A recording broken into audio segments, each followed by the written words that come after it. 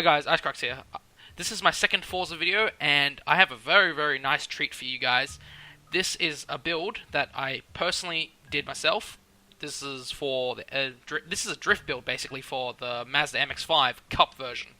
I don't know about you guys, but some people, like a lot of people, know me as a drift nut, a crazy guy, and like my drifting and stuff like that.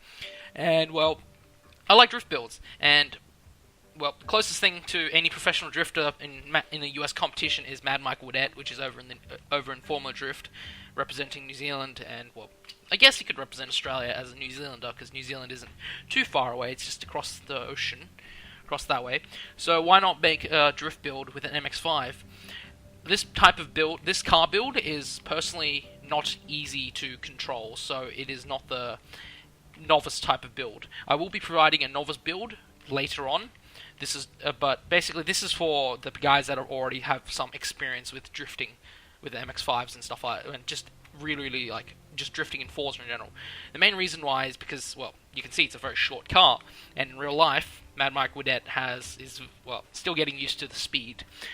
So we should probably get started into the building, really. So we should get started into the building. So let's get out. Well, you can always explode it, but I'll just get out of Forza Vista. So I guess we'll start building. First thing we do, this is all for personal taste, and well, in the spirit of Mad Mike Woodette, you got to throw in the 2.6 liter four rotor racing. Can't go without that. And this is it's also the supplement of basically the drift build, because well, that's how we're on it. So for tires, leave it stock. There's no need to. I'm gonna go from right to left. So tires leave it stock. Width, leave it stock. Basically. For rims, I personally try to get the rims as close as what Mad Mike has. Mad Mike has rotiform rims, as you can see sort of from the vinyls. Unfortunately, Forza doesn't really have any rotiform rims, so I try to get the closest looking rim to what Mad Mike has. And the Eineke NT03s plus Ms are probably the closest ones that you could find with a sort of a dish and of a centerpiece. If you go look at Mad Mike's Red Bull, it sort of has a different rim, but this is probably the closest thing you're going to get to what Mad Mike has. So basically, it's just all the detail work. Rims, you don't need to change the size. 17 inches good enough as it is. For drivetrain, you have to go clutch. You gotta have that fast shift time. You gotta have tunable gearbox and fast shift time as well. Even though later on the tuning doesn't require too much of the gearbox. Light driveline as always, and well, you can't avoid differential in a drift car. You must need a differential. You need a racing differential for drifting in Forza. So basically that. Obviously, in the handling, there isn't too much. It's just brakes. Obviously, you need maximum lockup for drifting and well, maximum weight reduction because race car bro, as well, I don't know, most car guys do it. For the engine, no need to touch the engine, which is funny enough because the restrictor if you put the restrictor on, it puts the power up by a large amount, and well, too much power and too much torque isn't always good as a drift car if you take the restrictor plate off. So I'd leave it as a stock restrictor plate to limit the amount of power to go into your wheels. Because, well, once you take the restrictor plate off, it's not that easy to control the power. I've played around with it. So wait for it to save. Alright, we start with the drift build. So we want the tires to build up maximum grip very quickly. So we'll bring the pressure down to 1.6. Barometric pressure. I don't know, it's going to be a little bit different to the US, so you may have to switch over to metric units. I'm not exactly sure what the US stats is, but you'll have to figure it out if you're watching it from the US. You'll need to definitely figure it out. Gearing, funny enough, you do not need to change gearing, because the gearing is, well, personally, I do like a gearing of first gear, second gear, third gear, about 200 k's an hour. This gearing setup is perfect for me, well, personally, but you guys can play around with the gearing however you like, but to be honest, generally, I wouldn't touch the gearing so much because this car's already a very fast car. If you can see by the top speed, 353 k's an hour, which is insane. The camber, we're gonna increase the camber to negative 2 degrees on both sides. The front tires you don't need to change because they're stock. Could go more, but that just ruins the car. Toe is a little bit more than my standard. My standard is usually 0.3 to 0.5 for the rear, but in this case we're going 0.5 and 0.7. And caster up to 5.7. For the springs, we're going to drop the springs softness, the anti-roll bar softness down to 11.13 and increase the stiffness of the rear one to 11.15. because we just want to stiffen it up. We're going to equalize it, basically, because you don't want one section too stiff, one section too soft. We're going to stiffen the suspension to about 111.13, or 1.3, or 0.3, 111.3. I think I went past it, and 111.5. Just sort of just a standard. That's just sort of my standard how to set up springs and stuff. I just generally usually set up around there. And in the spirit of Mad Mike, slam to the ground, because Mad Mike loves his low riding cars and, well, dragging the bedpan on the ground type of drifting. Why am I saying caster? Dampening, we usually set it to about 4.1. That's just standard for me. I don't know. Experience may vary from person to person, obviously, but 4.1 is usually my standard of setting dampening and stuff like that. So 4.1, all of it. For aero, unfortunately, no aero kits, so no need to change. For brakes, I usually set the ratio to 55 or 5% forward and 110, so I can get those front tires to lock up and have the tail flick out as quickly as possible. In differential, I have a standard of 80 and 61. 80 and 61, yeah. 80 and 61 because 80 and 61 is usually my standard differential setup because, well, you want a bit of a wheel spin when you're decelerating, so you can sort of just kick it into the drift. So yeah, this is basically a drift build. And I'm going to do some live drifting. I may have stuck some earlier footage, well, drift footage in the intro stuff, but generally, or somewhere along the way, I may have stuck some footage along the way, but I'm going to do some live drifting for you guys. I don't know. I can't decide. I can't decide. There's a lot of tracks that I've done, but Sonoma. I have no idea. Watkins Glen, I heard, is very narrow. Yas Marinas is a bit big. This is going to take a while, no jokes. I'm going to go with the standard Bernese Alps, because Bernese Alps is probably my favorite for any drift setup. I usually set up all my cars this way on Bernese Alps. And yeah, let's wait for it to load.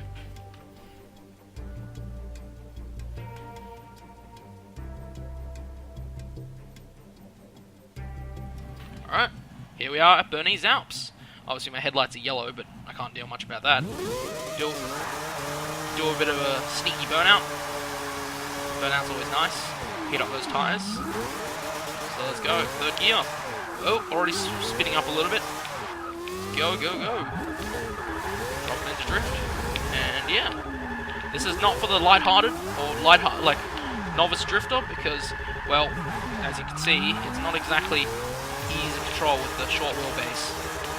But once you get the hang of it, once you get hang of drifting, you can probably pick it up very quickly because, well, it's a lot of counter steering and stuff, and just balancing the steering out. It's a lot easier with the steering wheel. I've heard from people that drifting is a lot easier with the steering wheel because you can get precise angles, while if you're doing it on controller, you're going to be flicking the thumbstick a lot back and forth, as it's going to be a bit of a challenge to keep the steering at a certain angle. Sorry about the rotary, but the rotary is life, and that's how Mad Mike loves it. It's going to be a bit loud, so compared to the rest of the game audio, but I'm definitely going to balance it out, so you won't. And I'm going around, almost. So you guys won't have RIP audio. So yeah, obviously you can see I'm not that great, but I do know how to drift when it comes to surviving. And I have gotten some better footage, definitely in my other footage, when I'm not recording, trying to concentrate on two things at once, as most guys can't concentrate on two things at once, like me. But anyway, this is a very... Oh, jeez, Yep, I knew that was gonna happen. Just lock up those front tires. But as you can see, there's a lot of wheel spinning. Look, wheel spinning in third gear. As soon as I get the power up, the wheel spins. So it's happening. So you can see it's very, very slippy, very, very braking. It very much wants to break traction whenever you kick it into a drift. And well, it's quite nice actually. Quite nice as a drift car. There we go. There we go. We get the drift going. Oh jeez, we're sliding out. Damn. As you can see, I'm not exactly the greatest drifter ever. There are much better drifters in this game, and well, to be honest, it always comes with experience. And plus, I'm doing with controller, so 100% not that great. So, yeah. But this MX5 does want to instantly slip out as soon as I push on the throttle. When when it meets max revs because, well, the insane amount of torque to the wheels and how light this car. This car's only a ton. Seriously, it's only a ton in this game. Especially the MX5 Cup, which is a race car MX5 with no roof. As Mad Mike doesn't have a roof either on his MX5. Roofless MX5. Though he does put the roof on when it's raining, because you don't want to sit in a wet cabin and having your Recaros get wet, or whatever, Takata racing seats get wet. There. Ripping it up. There we go, 7,000 points. Not too bad, not too bad, not too shabby. Might go for another round, because, well, I like to set a personal record, and I guess first lap's always considered a warm-up, because, well, no. I swear I always do really poorly on first lap. Some people can pull off the first lap victory. As you can see, I'm doing a little bit better now. I know I'm going to definitely jinx myself when I'm entering into this turn. Or not, maybe.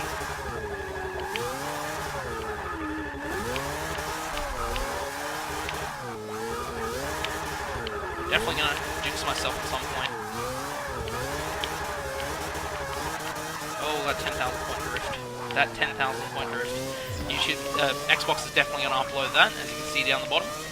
God, I hate that sometimes, but sometimes you need it just because you do something silly and it pops up, and you need to record it. It's such a useful tool when you need it, but every other time it's pretty useless. The PVR. Main reason because it doesn't record in 1080p, so that's the reason why most YouTubers like me have an Elgato, or an AverMedia card, because, well, you can't really record anything using the Xbox PVR. It's only useful if you want to record some silly clip that occurs. Never really useful for anything else. But my one niggly issue is with the Elgato is it doesn't split the audio channels. So that's why, well, this is actually my second attempt at recording. The first attempt, the audio is like terrible when I'm doing commentary. And this one, since this second attempt, I'm recording using Audacity, funny enough. And Audacity is usually my main commentary driving tool / application. Oh, jeez. Not too bad, actually. My main driving tool for commentaries and stuff. And, well, allows me to export a separate audio file without having to deal with terrible audio balance in-game. I can just balance the game out post-recording. I can just go post-process and then edit audio, balance it out, make the game a little bit quieter. Don't have to listen to the engine too much. You can listen to me talking instead. Around for another drift. I think you may be able to hear my thumbstick tapping in the background, which is constantly me tapping my thumbstick back and forth to keep the steering in check. As it's not exactly the easiest to keep steering a crazy car in check. That slide, though. As you can see, this is not for the faint-hearted. This is a drift car that is set for expert drivers or high-level drivers that can handle such a short wheelbase and, well, just crazy car in general, because it's crazy. See, 41 laps, 41,000. Not too bad, but it's like not rated for beginner level. I will be doing a beginner level car soon, probably next week when I can actually upload it. So, hope you guys enjoyed. Icebreaks out.